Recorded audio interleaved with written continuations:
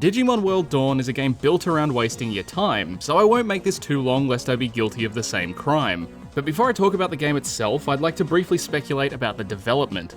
If you've played Dawn, you'll know that it shares a majority of its design with the previous Nintendo DS release, Digimon World DS. With only 9 months between DS and Dawn, I'd wager that they were either being developed at the same time, or that Dawn was a rushed project, which is why it reused most of the assets from its predecessor. There was also a third release sandwiched between these two titles. It was Data Squad for the PS2, and all of them were developed by the same studio, Bandai Entertainment Company, or BEC. It's clear from the quality of these three that the developers were either stretched too thin or incompetent, and failed to escape the dwindling relevance of the series. BEC are also responsible for every Digimon game from 2 all the way up till Dawn, so everything negative I've said about pretty much the entire series hangs shamefully over their heads. Luckily, after Dusk and Dawn, they were pulled from Digimon development, and it was handed off to studios who would eventually do much better things with it.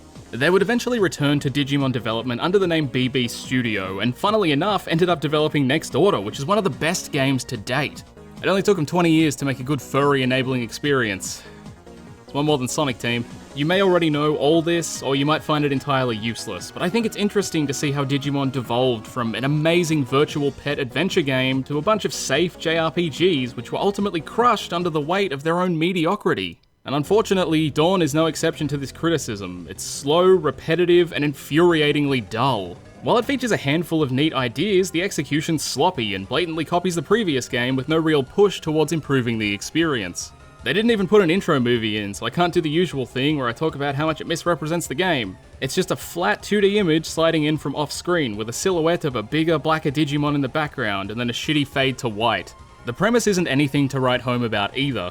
There are 2 factions, one represents dark and the other light. I don't really know how they existed or interacted before the story kicked in, and it's never really touched upon. What I do know is that there's some sort of friendly rivalry between the two, but it's completely unimportant because it's never built upon in any meaningful capacity. The characters are wholly uninteresting, the motivations are vague and weak, and the only time any real conflict arises is when an opposing group becomes possessed by an evil spirit Digimon and then tries to wipe out everyone because Digi-racism. I hate to keep referencing the previous game, but Digimon World DS had a much more interesting premise. You were ostensibly a sole child who got lost in the digital world, and then things happened to you and around you within a foreign environment. It's a bizarre situation, and the lack of familiarity breeds curiosity. I wanted to see more of that world because of the mysterious circumstances surrounding the arrival of the character. Digimon World Dawn and Dusk introduced like 20 human characters right off the bat, and they've made some sense of normalcy in this no longer foreign land. It's just boring. I don't even think games need a particularly strong narrative to justify themselves. I mean, I enjoy plenty of games that barely even hint at a story, but they're primarily propped up by their gameplay, or their strong visual appeal, or something. Dawn has nothing backing it up, and it's sad that given an opportunity to delve a bit deeper into the world, they misfire and shoot themselves in the foot.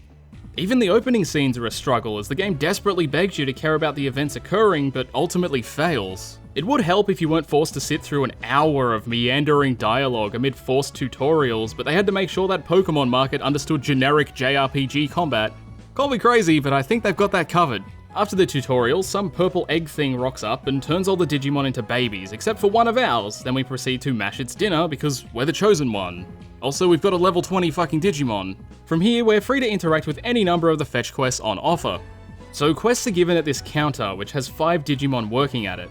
4 of them are responsible for side quests, which are split up by type. That's a bit weird and serves no benefit outside of adding more menus to an already menu-filled game. Like, there's no reason you couldn't just put all the side quests in one menu and then categorize them.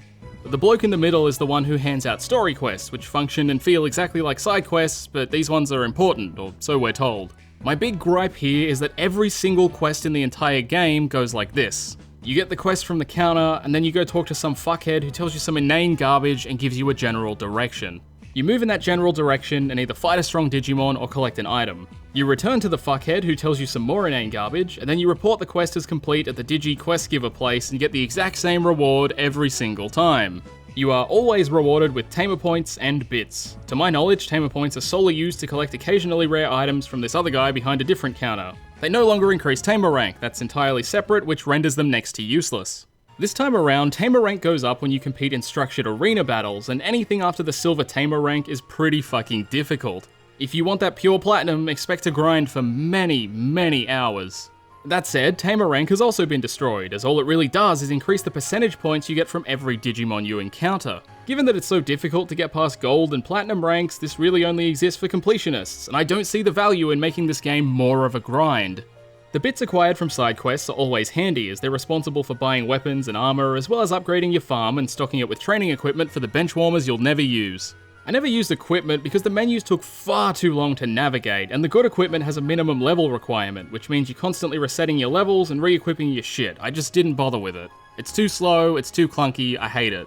I found that I didn't need it throughout the story, but I also did quite a bit of grinding, so I'm not going to make judgment calls as to whether or not it's a worthy addition. I think that'd be unfair. I'm just saying that I didn't use it because the menus fucking suck.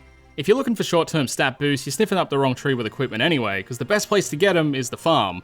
Farms function almost exactly like they did in the previous game, which is great, as my only real criticism was that they were so broken and it took no time at all to bump your stats by large amounts. They've been somewhat balanced this time around, as one equipment slot is required for a food generator, since food's no longer a reward for winning fights. I much prefer this to the old game, as you did so much battling that food was never an issue. It's a bit of a struggle to find the bits for this in the early game, but if you want to prep some sideliners, it's a necessity. Manual training was also kinda rebalanced, in that you can now fail. You can interact with the equipment on any given farm, and then by selecting a specific Digimon, you can train them up to 3 times a day. This is useful for little bumps in stats if you hit a level cap, or even just a bit of extra power. Failure results in the opposite effect, where the stat is reduced instead. This idea was clearly borrowed from Digimon World 3, and I think it's a great idea, but it just didn't go far enough towards fixing the easy exploitation. It's no big hindrance, and the farms are still pretty much penalty-free permanent stat gains, but it's nice that they took a step forward and at least attempted to fix a problem. With that said, interacting with the farm and pretty much everything else is still slow and intrusive. It takes forever to move between menu screens, and it baffles me as to how the developers had 9 months between the release of DS and Dawn, yet never thought to modernize the user interface by speeding it up, adding shortcuts to quickly move between Digimon in their respective menus, or simply adding better touchscreen controls. When I think of intelligent user interface decisions and how touchscreens genuinely benefited them, I think of Pokemon. The traditional box system was slow and a victim of the hardware limitations of the original Game Boy. When the Nintendo DS came out, the system was updated, and now it's not a pain in the ass to use anymore. The touchscreen in Dawn does work in most menus, but it functions the same as using buttons, so there's no real reason to use it. Despite being wholly disappointing and a missed opportunity, there are small fragments of innovation strewn throughout. For starters, the map selection screen now shows a rough physical representation of the area you're travelling to. I've always loved when games allude to a physical connection between areas, even if it's simply an illusion. It feels like the world's one cohesive piece instead of just teleporting you everywhere. Each area also displays what type of Digimon can be found within, which is one of the best improvements they could have made, as it makes grinding for specific types of experience so much easier.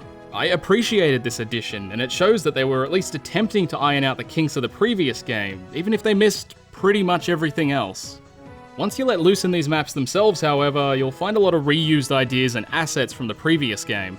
I swear to fuck the ice levels are straight up copy and paste, but it could just be ridiculously similar. I got a shit memory. I don't expect them to reinvent the wheel, that'd be unfair, but when you're driving on a flat, it at least needs one of those sticky patch things and some fresh air.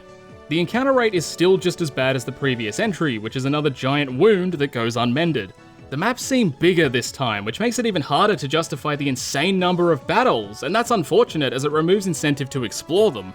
You can avoid plenty of battles by physically dragging the camera around with a touchscreen, finding the critical path, and booking it there in hopes you're not mobbed by too many Digimans, but it doesn't help much.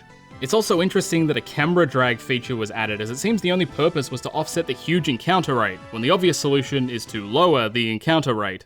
Combat hasn't changed either, it's the same bloated, generic trash from the previous game, but now I've experienced it twice, so my patience is far, far thinner.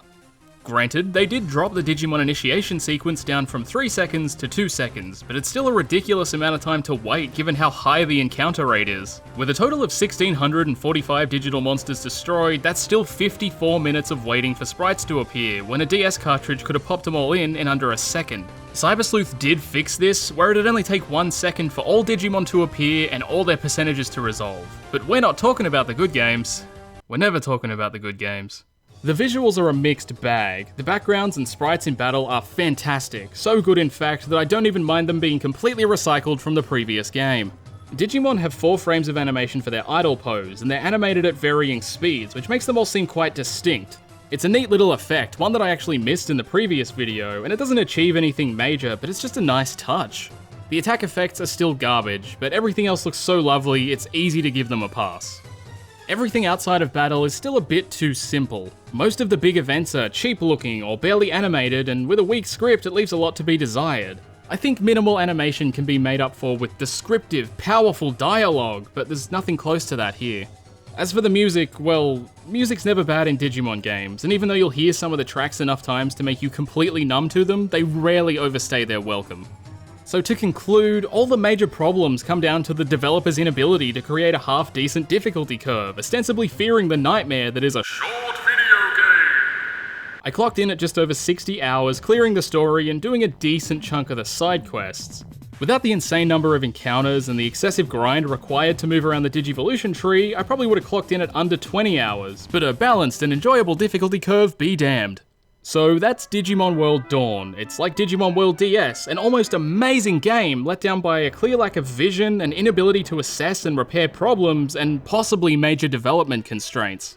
It comes so close to being a fantastic experience, but I couldn't recommend it to anyone in good faith.